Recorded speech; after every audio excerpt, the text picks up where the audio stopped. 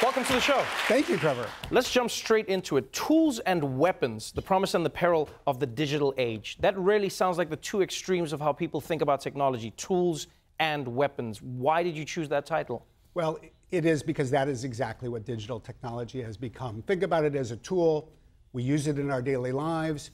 Artificial intelligence will probably help us find a cure for cancer. Right. But at the same time, think about the challenges for our privacy, the threats to security. Think about the future.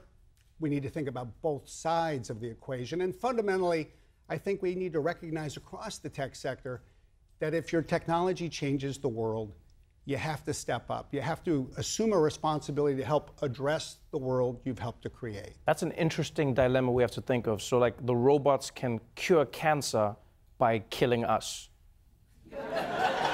Well, then there'd be no cancer. There'd just be like, that seems like logic. Like the robot's like, now there's no cancer. And you're like, oh, I thought you guys were going to cure it. The robot's like, that's too much work.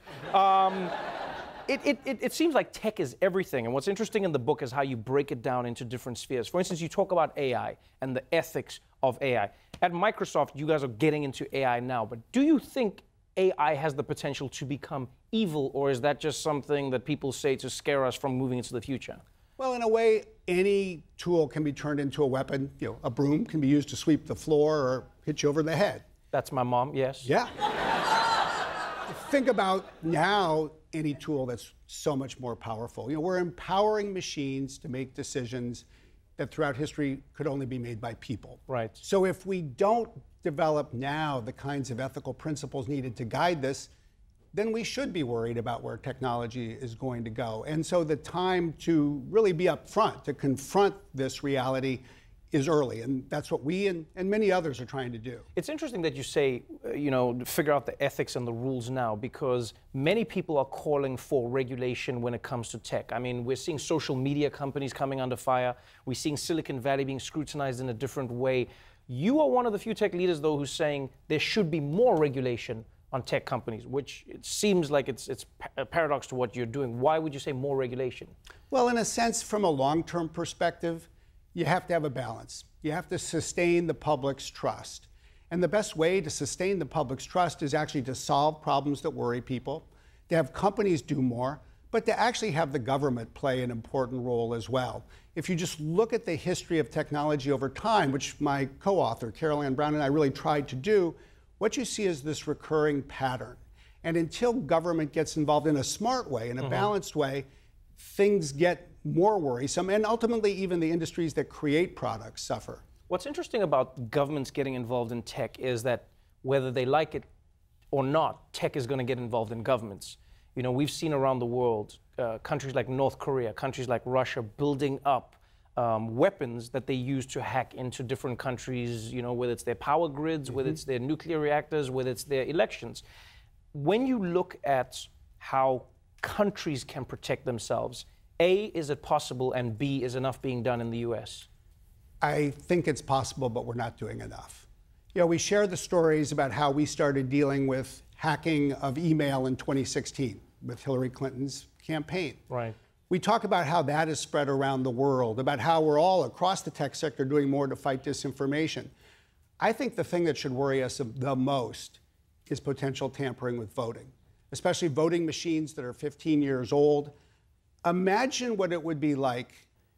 That would be a disaster to our social order. And so the time to really try to bring people together across political parties, to bring tech companies together with people in government is now. Not a week after our elections go off the rails. So, I mean, we have the weapons really in the spotlight right now. We have a lot of people afraid of technology, a lot of people worried about their security, a lot of people worried about their privacy. You do pivot in the book to talk about the tools. Yeah. And one of the major areas you speak on is rural broadband. Why is that such a major issue in your eyes? I mean, like, people don't even think of rural areas and not having broadband or having broadband, but why do you think that's such a big deal? I think it is so much bigger than we recognize as a country, because we get out to these rural communities and the first thing you remember is that really broadband is like electricity to the 21st century, what it means for education, what it means for healthcare, increasingly what it means for businesses. And so we go out to these communities where unemployment rates are high, where people feel left behind. And then you realize they feel left behind because in many ways they are. And a great example was going to a county in eastern Washington state. Biggest business has about 170 people who work there. Until just 2 months ago, when we brought new technology to them, they were running the entire business on a single copper line that basically had the same bandwidth that was about a quarter as fast as just about everybody who watches this show. You're trying to run an entire business that way. Until you bring broadband, you can't bring jobs. And until you can bring jobs, you can't bring hope. So if we actually want to bring this country back together, you have to think about how we can use technology as a tool to help us solve some of the biggest problems that really confront us. Well, luckily there's a man in the White House who doesn't listen to any advice. Thank you so much for joining us on the show. Tools and Weapons is available now. A fascinating look at the world of tech. Brad Smith, everybody.